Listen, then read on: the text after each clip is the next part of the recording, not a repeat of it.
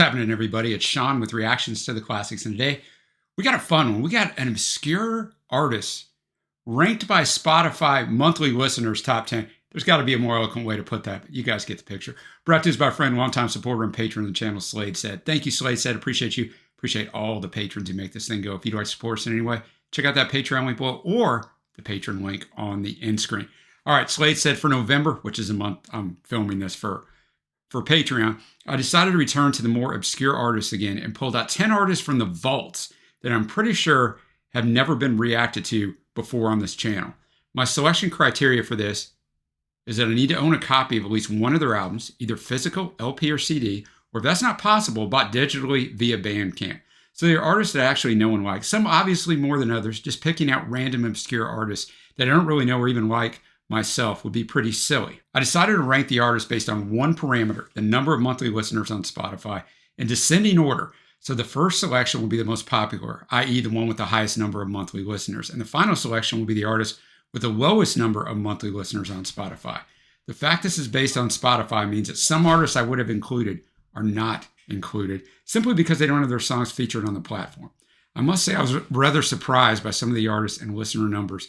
Some artists, which I believe to be very obscure, turned out to have decent amount of monthly listeners, while others that ended up on this list I would have never guessed would be so small. If I didn't know the artists and was just told their monthly number of listeners, I would have assumed that the list consisted of some very underground sounding avant-garde music, but that is actually not the case for any of them. Most of these artists' songs are well-produced rock music, which is not all that extreme in either noise or experimentation, and a couple of the songs could have even been hits, and I wouldn't have been surprised at all had that been the case. Also, one of the artists is included with a song from a 2023 album that I seriously believe to be a top 3 album of the year and would absolutely feature in a top 10 list of best albums of 2023 should I decide to do one. That's big praise from Slade Said. He knows a ton about music. Okay, so you may be wondering what kind of numbers we are looking at here. We are. Well, I will state the specific number for each artist when we get there. But just to give you a good idea, then none of the artists have more than 1,000 monthly listeners on Spotify. So yeah, they're pretty obscure.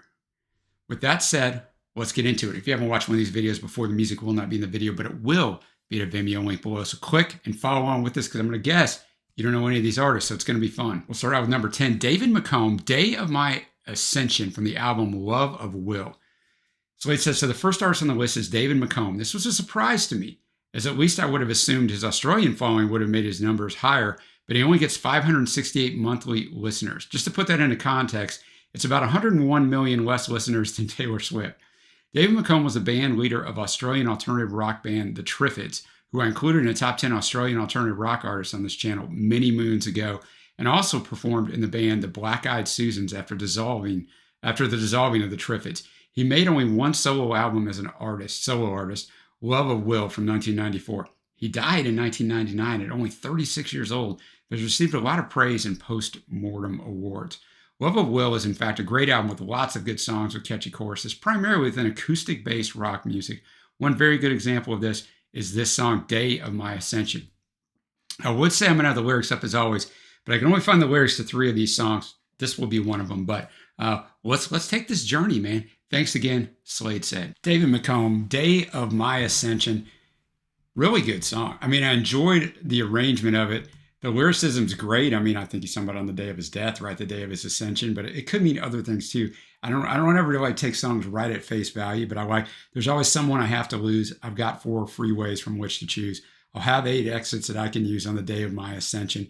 And at the very end, where I come from, no one knows. Where I'm going, I can't disclose. The angels will shriek when the engine blows on the day of my ascension. So a fantastic song. Number 10, but remember, not number 10. These aren't ranked according to what Slade Said thinks are the best, right?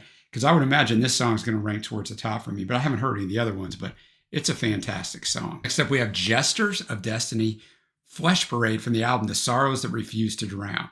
Slade Said, next up, we have a Los Angeles-based psychedelic alternative metal band that dates all the way back to 1984, but still active to this day. This does not mean, however, that they've been very prolific since they've only managed to release 3 full studio albums so far, plus 1 EP since 1984. They released their debut album, Fun at the Funeral, in 1986, but then disbanded in 1988, only to re-emerge again in 2014. Their second album, this one, The Sorrows That Refuse to Drown, was released in 2017, and in 2022, they released their third album, Distorting Everything. The main members of Jesters of Destiny are guitarist Ray Violet and singer and bass player Bruce Duff, who had previously been with the underground band 45 Grave as a touring musician. This band will be mentioned again later on this list in relation to another artist. Jesters of Destiny manages to get 257 monthly listeners, which is enough to be the second highest number on this list. I think it speaks volume that by far the most listened to song on the album, The Sorrows That Refuse to Drown, is a cover version of John Lennon and Yoko Ono's 2 Minutes Silence, which is exactly that, 2 minutes of silence, with absolutely nothing happening. Very rarely has a cover version sounded so much like the original. All right, Flesh Parade, really good song by Jesters of Destiny, right? I thought the musicianship was great. The guitar work obviously was the highlight of it, but the drumming was really good. His voice was interesting. Sometimes the pacing almost sounded a little Beatlesque, and then sometimes not. But I kind of saw where the song could have been a minor hit, maybe not a major hit, but a minor hit. But I definitely enjoyed it. Next up, number 8, we got Mary Larson and St. Lowe. Wait for the Sun from the album Realistic. Slade said for our third entry on the list, we find Mary Larson. She's the main vocalist and guitarist in the New York-based alternative rock band Madder Rose, featured in the top 10 of 90s American alternative rock on this channel a long time ago. And while I knew she wasn't a big name, since Madder Rose was never big either, I was still surprised to find that she could be on this list, which no artist realistically wants to be on, let's be honest, this is true. She gets 137 monthly listeners. Again, this is music that could easily have a far wider audience, since it's very nice on the ears and makes for perfect Sunday afternoon listening. I own physical copies of all her solo albums and the albums by Madder Rose, who released a new very good album this year, by the way, and they are all good. For this list, I chose the first song, Wait for the Sun, from the 2003 album Realistic. All right, Wait for the Sun, Mary Larson, very good production, right? Which you're not going to see oftentimes with someone who doesn't have a big budget. She has very few monthly listeners. I'm doubting she had a big budget, but piano was obviously the best part of the song, but, guitar panning in the different channels, back and forth a little bit there. Good lyricism, good voice, man. I definitely could have seen this song hitting on certain charts, maybe not the mainstream charts, but definitely on certain charts. She has a good voice. That was just really well done. Next up at number 7, we have Grizzler, I Don't Like You. Wow, from the album Hammer of Life. Slade says, so, okay, it's time for a change in style here. Grizzler described themselves as a noise rock power trio from hell. Actually, they're from New Haven, Connecticut. This will definitely be a difference from the Mary Larson song. The trio consists of Victor on guitars and vocals, John on bass, and Warren on drums. Yes, surnames are not needed here, apparently. The band released their first album, an EP, in 2014, and have since released a number of EPs, mini albums, plus 2 full-length albums, the latest being Hammer of Life from 2001. They're on, or 2021, my bad. Grizzler's on par with Mary Larson in terms of monthly listeners, 137. I've chosen the song I Don't Like You from Hammer of Life, but Slade says, I can assure you, it's not personal. I hope not. Let's go. All right. Grizzler, I Don't Like You. Hey, a funny song lyricism. I have the lyrics to this one up, but it's always great when you don't even like the people that you like, and it's always good when human interaction just annoys you. I think we can all, we'd all relate to that a little bit. But, obviously the noise is in there. I think Slade said described the music very well. It's very interesting, like the most interesting song so far. I don't know if I like it or I don't like it, like to be honest with you, but it's very interesting. It's definitely different. Not different in a bad way, not different like in a way out there way. Next up, we have Clayton Troop, Hey Lord, from the album Through the Veil. For our next pick, we go back in time a bit. Clayton Troop from Bristol, England was an alternative rock band with some gothic leanings. Thought it might be one guy, right? Who released 2 full albums in 1989 and 1991, respectively. It would mostly fit with the scene that included bands like The Cult, Fields of Neophysim, Sisters of Mercy, although they weren't quite as goth and dark as these bands. And herein lies the problem, I would guess, because they didn't really fit 100% in with that scene. But they also weren't glam, hair metal, or grunge. They were everything and nothing at the same time, so they could be a hard sell. In the UK, they did enjoy some moderate success with 3 singles from the debut album, which all reached the top 100, just as the second album had 2 singles, which did the same. But outside the UK, success escaped them, even if they warmed up for major acts, such as Pearl Jam, where they were the guest act for their tour of the 10 album. Wow, that's some good exposure, right? All this seems to have been largely forgotten, even in the UK, as Clayton Troop only manages to get 130 monthly listeners. For this list, I went with one of the singles from their debut album, Through the Veil, from 1989, the song, Hey Lord. All right, Clayton Troop, Hey Lord. Definitely sounded a little cultish, right? Like The Cult. I think I would have heard it in there even if it wouldn't have been pointed out by Slade said, but maybe I wouldn't have, but I think I would have. Just kind of the way he delivered the lines. I thought it was a really good song. It was really catchy in the way those songs are. It's not like this chorus you're going to go sing, walking around somewhere, but Thought it was really well done, and I'm surprised this didn't hit. But as he said, it didn't fit. Back then, you had to fit in one thing or another. Now things are a little more fluid. All right, next up we're getting to the top half of the list. We have Anastasia Screamed from Get a Load of That Machine album from Moontime. For our next artist, we're entering 2-digit numbers. 78 monthly listeners is what the band Anastasia Screams gets. Anastasia Screams was a somewhat short-lived alternative rock band. They existed from 1987 to 1992, but their album output were 2 albums over just 2 years, Laughing Down the Limehouse in 1990, and this one, Moontime from 1991. The band's MVP was lead singer Chick Granning, even if he only joined the band after the first single was released. Originally from Boston, they moved to Nashville before recording their 2 LPs. Their debut album was compared to Dinosaur Jr.'s debut album. That's a good comparison to have, which does not make total sense to me. But since grunge wasn't really happening yet, any real comparisons could be tricky. I would probably describe them as a cross between Pearl Jam and the Afghan Wigs. It's pretty good too. Both their albums are in fact worth listening to. For this list, I selected Get a Load of That Machine from their second and final album. Anastasia Scream, Get a Load of That Machine. I like that song. I thought this was a really good song. I thought it could have been a great song, and I can't place what could have been just that little. I kept feeling like there's just a little thing that could push it over, but a good sound, but I like that sound, right? I mean, I guess I can see a little Dinosaur Jr. in them, kind of what Slade said. I mean, I guess because it wasn't some of these other things that they were going to lump it in with that, but well done. Next up, we have Historian with Too Hostile from the album Glass on the Sea. The next artist on the list is a very current one. Chris Carman, aka Historian, has been releasing music since 2013.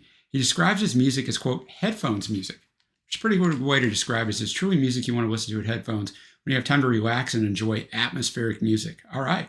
He's very recently released a new album, Glass on the Sea, October 20th of 2023, and it's Halloween when I'm filming this. And from the album that I picked, the song Too Hostile, let's see if we can help get him moving more than his current number of monthly listeners, which stands at 43. All right, Historian, Too Hostile or Hostile, however you prefer. Definitely atmospheric. Thought it was well done. I like this kind of music. I don't got a lot else to say about it. Sound like a drum machine on there, and it's what you expect with atmospheric music, and definitely fits in that genre, and is not a step down from what's popular. Except we have Paul B. Cutler, Grinning Reaper from the album Les Floors. I'm going to screw that up. Our next artist is also a very recent one. Guitarist and now singer Paul B. Cutler was formerly a founding member of 45 Great, the band mentioned in relation to Gestures of Destiny, our number 9 song, remember, earlier on this list. But my primary knowledge of him relates to the band The Dream Syndicate, where he was the lead guitarist on 2 albums in the late 1980s. He hasn't put out any new music since The Dream Syndicate disbanded in 1988. And when they decided to reunite in 2017, he was asked to join but refused, and I would guess that most people expected he was basically done with the music industry as a performing artist. So it was a major surprise for most, and certainly to me, was announced earlier this year that he was releasing a solo album. I had not seen that one coming. The album Les Floors was released in April, and I have to say, it's one of the best releases of this year. Of course, I will be biased due to the love of the Dream Syndicate, but that was always Steve Wynn's band, and I had no idea what to expect style-wise or composition-wise from him. But this album is quite simply a very good album. It will not be for everyone, granted. From an interview I listened to with him, it was clear that he does not really like singing, and so he has chosen a rather alternative way of doing that. Most of the songs and verses on the album is whispered, while the choruses are typically sung with a normal voice. It looks weird on paper, especially since the music is punk rock by his own description, but it actually works. At least I think so. Just like Historian, Paul B. Cutler gets 43 listeners per month, but he really deserves much more. All right, Grinning Reaper, Paul B. Cutler.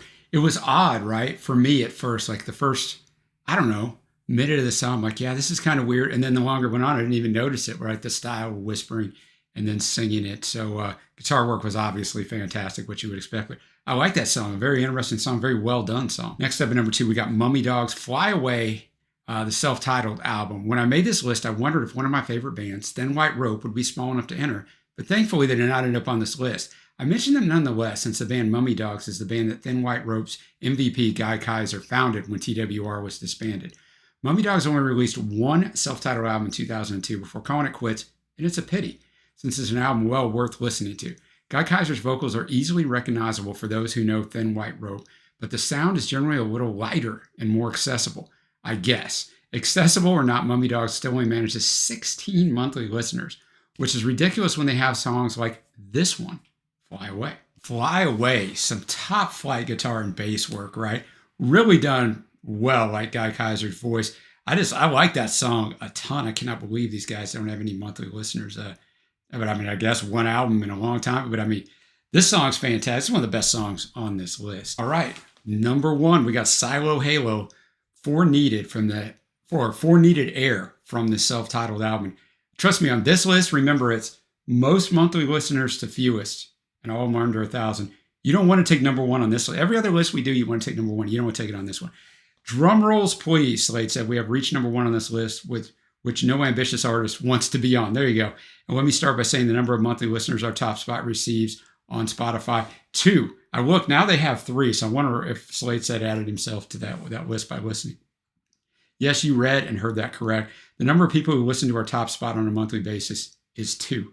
Yeah, when I said that this list included obscure artists, I wasn't lying. I mean, first off, kudos, well, I'll mention at the end about Slade said for putting this list together, but kudos to Slade said knowing somebody who has 2 listeners. Silo Halo is a throat-singing duo from Nepal who includes various animal screams on their songs as the main instruments in order to create an organic sound, which is very popular in certain subcultures and parts of Nepal. This description will pretty much fit an artist with that number of listeners, but sadly, or luckily, depending on your preferences, that is actually not the case here. Silo Halo is actually a band from Washington, D.C. and Los Angeles. The main members are Christopher Goet, and Greg Vitel, who have both played with a number of other bands within alternative rock or punk rock. Silo Halo released their first output as Silo Halo in 2012, and their latest album is 2018 self-titled album, from which I selected the opening track, For Needed Air. All right, For Needed Air, Silo Halo, 6-minute long song. Probably could have been like 4 minutes, and it would have been better. I think that would have helped them out. But I mean, for somebody who has 2 or now 3 monthly listeners, I mean, way better than I thought it was going to be, right? The guitar work was pretty good in there. It was okay written. Like, actually, one of the 3 songs I had lyrics for, ironically enough, because if you look on Bandcamp, sometimes they'll have the lyrics on there, and then the bottom left corner with the very bottom, so you got to really be looking at small font. It blends in with the rest of the writing over there. But, not a bad song. And let's get these guys, let's I don't know, RTTC, we can do, let's 10 times their monthly listeners, right? Let's do that, man. Let's get them there. All right, now we're going to get to my favorite tracks from this fun list, man. Honorable mentions, Paul B. Cutler, Grinning Reaper. Historian, that atmospheric thing. Faves are going to be David McComb, Day of My Ascension. Mary Lorson, awesome.